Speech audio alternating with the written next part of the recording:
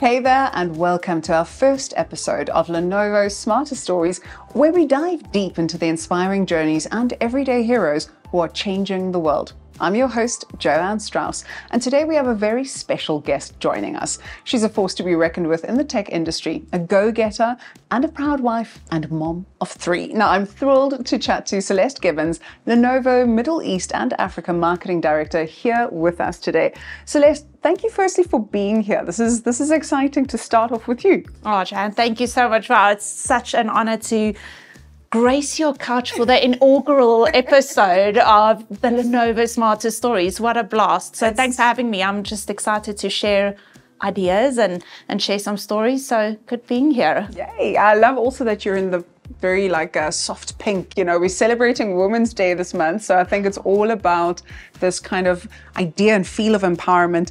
I'm very excited also that we're starting off this podcast with you in this particular time, which is something very significant in our country. What would you say, what are your thoughts that you could share on the significance of Women's Day and the progress being made with empowering women in our country? Yeah, absolutely. I mean, what a special month to be in South Africa and to celebrate Women's Day. I think I love Women's Day. I love celebrating Women's Day, whether it be international or, you know, more specifically so in South Africa. My 7-year-old always says, Women's Day should be celebrated every day. And I mean, who am I to disagree with that gorgeous, clever girl? Oh, so I do agree with her. I think this day, the significance of this is that this day is, it's an opportunity for us to reflect on the progress that's been made by powerful, resilient, patient, strong women in this country. And then also the progress that is yet to be made. Got to love a little bit of history, right? Imagine in the 1950s where women were oppressed historically. 20,000 women took to the streets in South Africa, women of color, to fight for equality, equity, diversity, that we are living in today. And that's the significance of that day. You know, pre that day, you would see 2% of parliament and government roles held by women. Today, we're looking in excess of 48%. And in particular, South Africa, we are so well represented in South African Parliament vis-a-vis the other countries in the world. And that wasn't the case, right? So that's why we celebrate these days, is we look back at that history and where we've come and those brave generation of women that paved the way for us to sit on this couch and talk about women in tech. And I think a lot of corporations, Lenovo, tech industries is following suit now, where they get serious about, because of these days, get serious about their diversity, their inclusion, their women in leadership roles, right? That's a long-winded answer of saying we have to celebrate these days. It raises awareness on what are some of the actions that we still need to take, what are some of the challenges that women face today. So absolutely, such a pivotal moment this month. Very true. And I mean, there's so much work still to be done. I think we were chatting, for me, I look forward to a day perhaps that we don't have to celebrate Women's Day, because women's rights and equality should be something that we all actually just accept as normal. But until that day, we need to celebrate it and have these conversations as often as possible. Absolutely. What are some of the interesting or funny stories you can sort of share with us about being an Afrikaans-speaking powerhouse woman in the tech industry? Because I could imagine there's not a lot of you. Love that. No, there's not a lot. I mean, I'm based in Dubai, and you know, I think for half of the people in that region don't know what Afrikaans is. So I mean, I've got so many stories of bad translations, bad jokes, terrible translations and bad jokes, and being Afrikaans in a very male-dominated and also in a very kind of, you know, English proper corporate environment. I wish sometimes if I could go back to that Afrikaans 16-year-old little girl in public school in a small town and say, hey, one day you'll be a regional marketing director of a Fortune 500 company. That is quite something, huh? But she wouldn't have believed that. And then this is the thing with Afrikaans and kind of, you know, having to let go of some of the nuances that we grew up with. As Afrikaans women, I don't know if you agree, but as Afrikaans women, we were taught to, in Afrikaans we would say, sit still. So be on your place, be quiet. There's that almost power found in humbleness and being that quiet leader. You play down your achievements, van jy moenie brag nie. Jy moenie, you there don't we brag. go, you get that. Yes, so exactly that. Yeah. But now, I mean, that's the opposite of what I do. And I think kind of growing up that way has cost me a lot of boundaries and has catapulted me into a lot of people-pleasing issues. I mean, that went quite deep quite quickly. But that's... But we're going to circle around, and I want to come back to that, because I think that is something that I want to unpack with you again, is also the emotions and that sort of aspect of being a woman in this industry, but we're going to come back to that. I like that. I like Let's that. delve. Let's delve. Good. Let's get deep. Tell me a bit more about some of the CSI initiatives that you've been involved with. I think Robogirl is one of the examples. Yes. Oh, what an absolute cool example. And this is exactly it, right? So Lenovo is, and I've mentioned this before. So thank goodness for Lenovo's diversity and inclusion, and this Afrikaans girl gets to make her impact and make her mark, but so does so many other women. So one of the initiatives is we've got a lady who's a personal assistant in the South African office, but she has absolutely decided to use her platform to educate girls in the tech space. So equipping girls within the tech space to learn coding, to take that intimidation factor away. And again, it's months like this that gives us the opportunity. It's celebrating Women's Day that gives us the opportunity to say, hey, what are we doing? What are we giving back? How are we forging and paving the way for the next generation of women in tech? I love that. I think one of my favorite sayings is, a candle loses none of its light by lighting another candle. Oh, that's profound. But for me, it absolutely symbolizes what I think in general we should be doing, because success without actually passing that forward or lighting another candle is actually quite empty. That's no progress at all. Exactly. Yes. So I like this idea, and kudos to the personal assistant who's actually going out there and doing what she does. See, that's it. It's finding your purpose within corporate and finding your purpose within what you do. Absolutely, and using the platforms that do become available to you. So we've discussed this, and I'm just, again, I've gone and I've like stalked you online, and I see as one does. As one does. But I've seen this incredible success that you've already achieved as the Lenovo MEA Marketing Director, Middle East and Africa.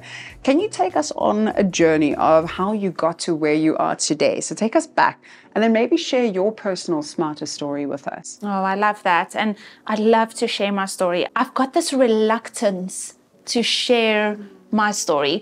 My story and my history has never really been lined with traumatic trials and tribulations. And you look in the Lenovo, atmosphere, and there are powerhouses with incredible stories. But we'll talk about that imposter syndrome a little bit later on. We'll get to that. But I am so incredibly proud of the road that I have walked to become marketing director for the region. It never came very natural to me. I always joke with my mom, and I said, if you look, I'm one of 3 siblings. If you look at the 3 of us growing up, who would have been a marketing director in Lenovo? The answer is never me. It wouldn't have been me. It didn't come naturally to me. Tech was never a dream for me. And I think that is that intimidation factor that women probably experience when they think of the tech industry. Fresh out of university, tech kind of landed up in my lap. But don't get me wrong, it never was an easy road to walk. I started at the bottom of the barrel of the tech industry. But this is where women have a beautiful skill. And I look at your career as well, and I can so see it in your career. It's that perseverance. I wasn't ready to quit. Fastbait, which is a nice Fastbait. I like all the Afrikaans words. But I think it also just absolutely encapsulates what we have to do. It's like you have that dream and you hold on to it, and fastbait. You like put your teeth into it and you just get through it. That's exactly it. It's just that perseverance, not being ready to quit. And that's what I did. I got up. and I got dressed. Mother always used to have a saying and say, a ship can't sink with 10 red flags. So I painted my nails red and that was it, and got up and went to work.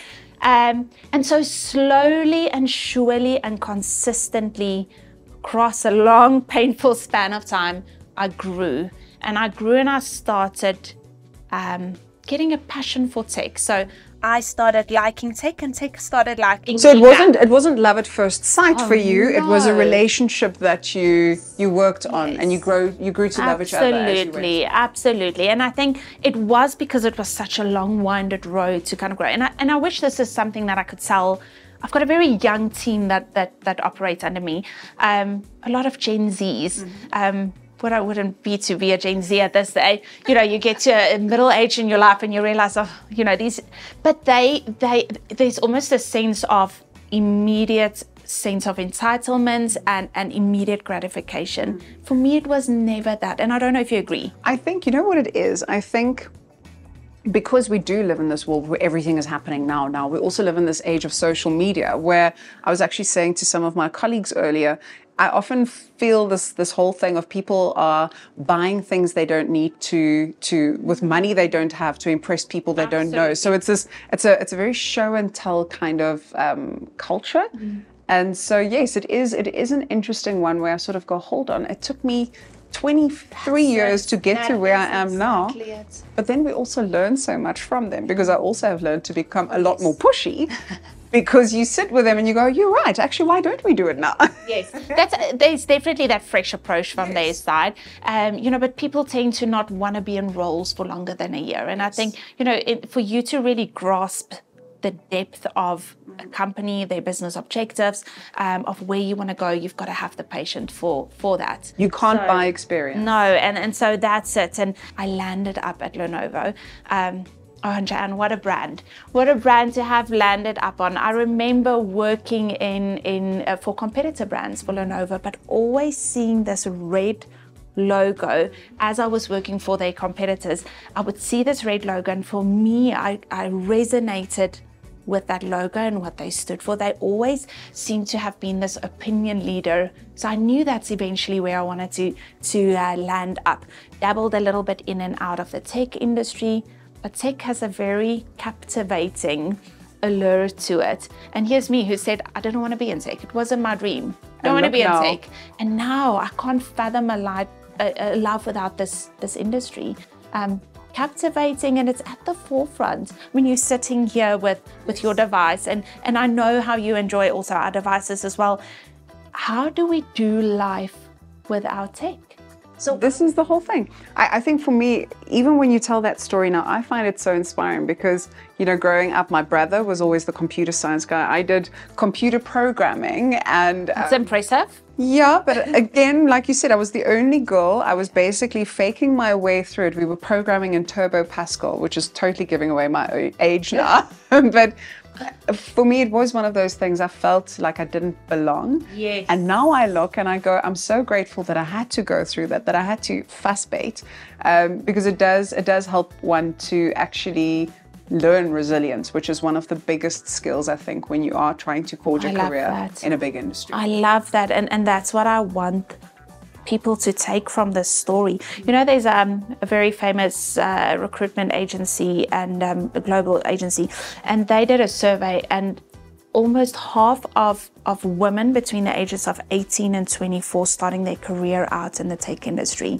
has admitted to wanting to quit because of not feeling like they belong, feeling intimidated with being in tech. And it's such a wonderful industry to embrace if you wrap your brain around it, if you embrace it, if you make tech part of your life. And it was only after I had my 3 children that Lenovo contacted me, and I ended up with Lenovo. And let me tell you a little side story. Lenovo, in all the years of interviews, of job interviews, of discussions, Lenovo was the first company to not ask me why there is a gap on my CV because I had kids, birthed twins or children, and I took some time off. They were the first company to not ask me, how are you going to cope being a marketing director with 3 kids? And that's when I knew this is home.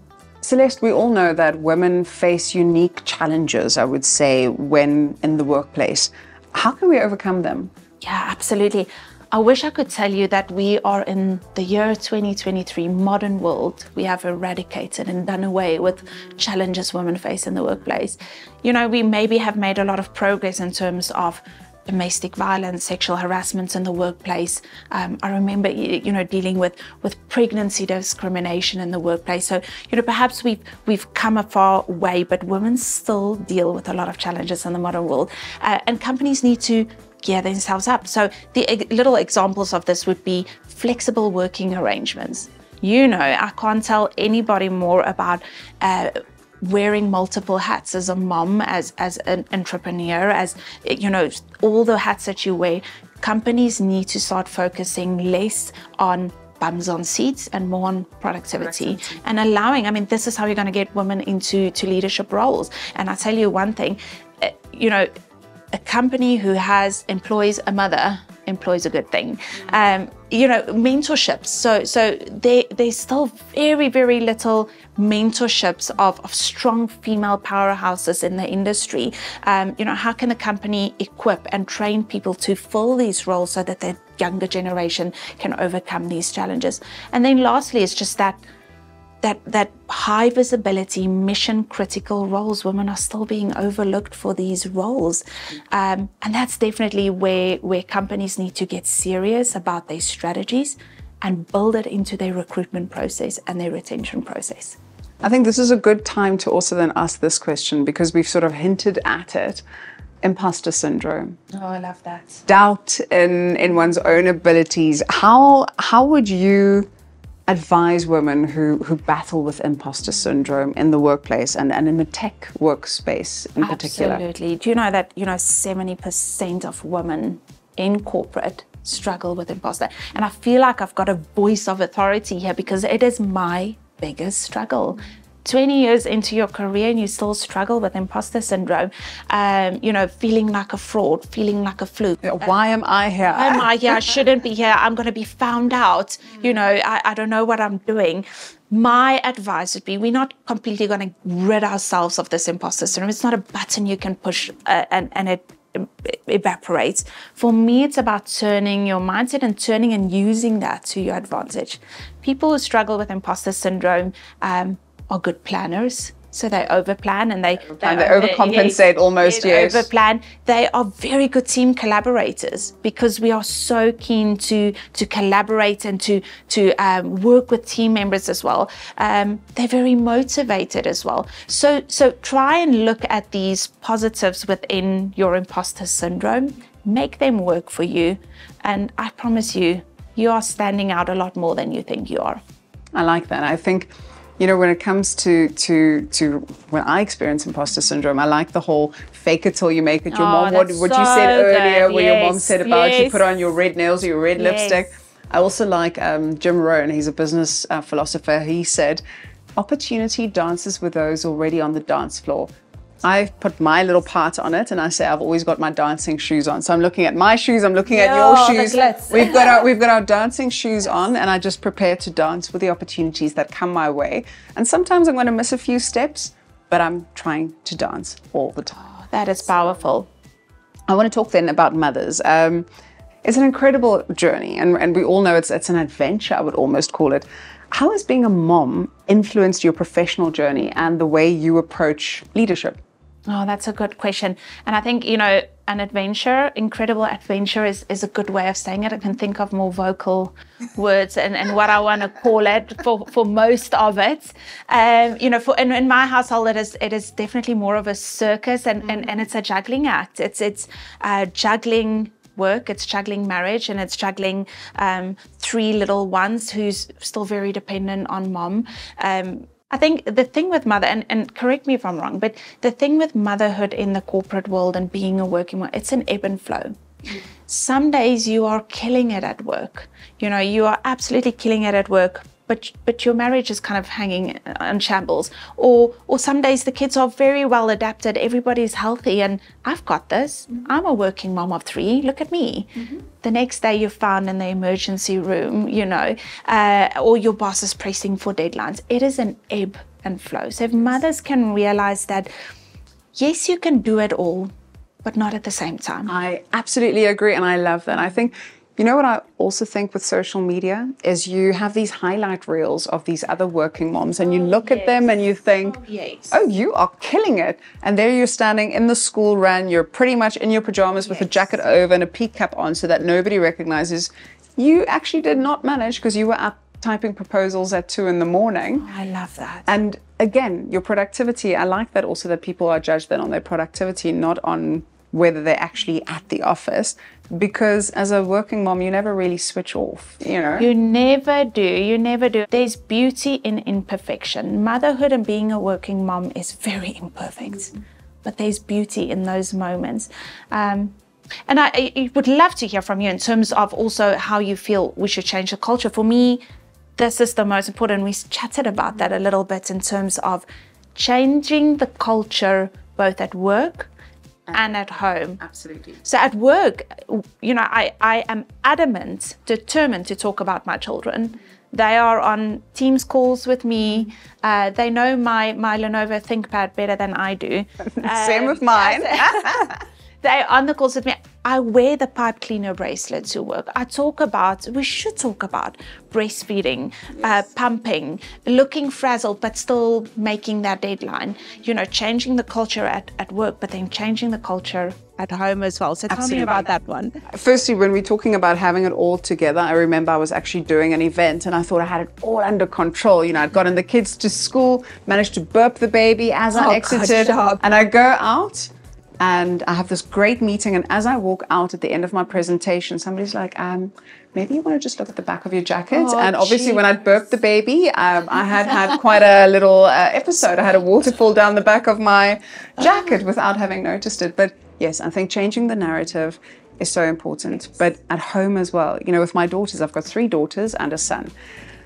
And for me, it's important when my kids see me go to work that I don't do it begrudgingly, so that they know, oh, mommy's excited. She's going to work. She's working on such an exciting new project, and not, oh, my baby, I really wish I were rather here. I don't want to go to work, but I have to. You know, changing that narrative, because I want my girls and my boy to see that I love what I do. And this is something that I've created, and that I've been in the fortunate position to have a husband who's a partner. I think it was Sheryl Sandberg who said that the most important career decision a woman makes is the person she chooses as her life partner. And I think it takes a very strong man to have a strong woman. Or a very strong woman to have a strong, I don't know. but you understand, for me, your partner is so important, and I feel the support. And that enables me to go out there and do what I do and not feel guilty. And you cannot eradicate mom guilt. Oh, no.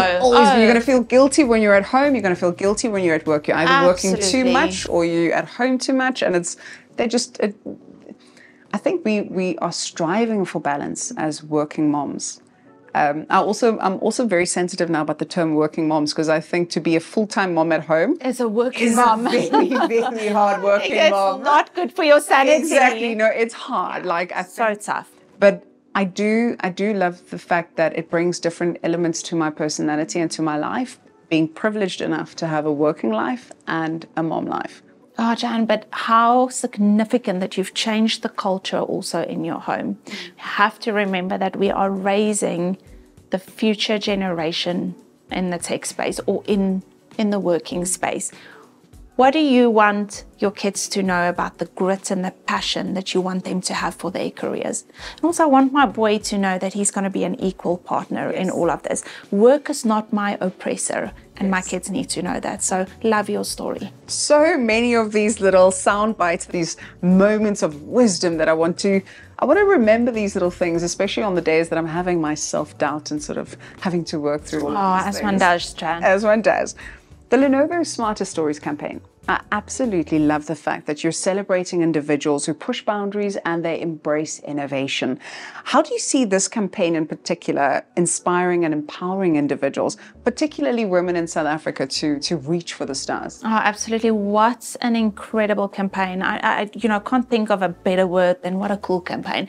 Loved watching your Smarter Story, and thank you for being part of this campaign. Once again, dreamed up by a lady in my team in South Africa who had a dream about how tech empowers you not only professionally but also personally. How do we use our Lenovo devices? How do we use tech to grow ourselves both personally and professionally?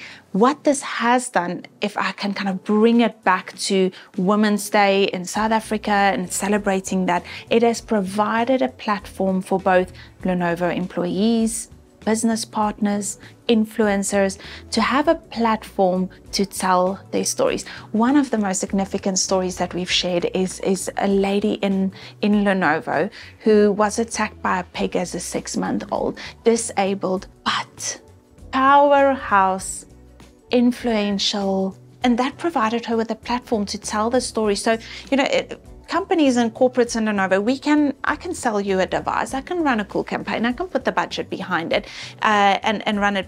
But now we are marrying a story, a platform, and tech and brand together. And this is what Smarter Stories is. We also kind of, pivoted a little bit and spoke to partners who, how is Lenovo enabling them to do business? And we've spoken to some female CEOs, women in leadership roles as well. And of course, it's got to make business sense. So, we'll use this as well to talk about the big wins, how Lenovo is incorporating tech into end-to-end solution campaigns as well. But for me, it's about the platform and allowing people to tell their story. And this is what excites me about Smarter Story. And it's only just the beginning. I'm so excited to see this campaign run for years to come. I love the fact that it also resonates with me as an African, because that's part of our culture. Ons vertel stories, we tell stories. It's this idea of sitting around. Also, Ubuntu also comes into that. Yes. I am because you are, we are together. And it's very hard to judge somebody until you actually know their story. And then once you know their story, you realize you shouldn't be judging them in the first place, because you are then able to understand why somebody is the way they are. So I love the fact that stories are being shared and people are getting to know each other. I think that's I think that's such an important thing, to make the connections. And doesn't that make tech and make a laptop or make a product so much more personal? Absolutely. And lifestyle? And we kind of root back to what I said, that we can't do life without this. This is, you spoke about also your kids growing up in an era where they are dependent on technology. They're doing their coding, it's all these things that I would never have dreamt of, but my 9-year-old can absolutely, he's got his robotics and he's got his coding, and they also realize how to use technology to enable things in their lives, not to become dependent on it completely. So there you've explained Smarter Stories in this campaign in one sentence. Yeah. Your son maybe has a good future at Lenovo. I think so. I think we'll have to discuss with him. I'm going to be managing him, so yeah. All right. I'll start the negotiations early. But it is interesting with these Smarter Stories. It gives us different perspectives, because I think that helps us to get a bigger and a better idea of the big picture, is when we have different perspectives. No one's life is exactly the same as another person's life. Isn't that the truth? Yes. And it just helps us to become more round as individuals.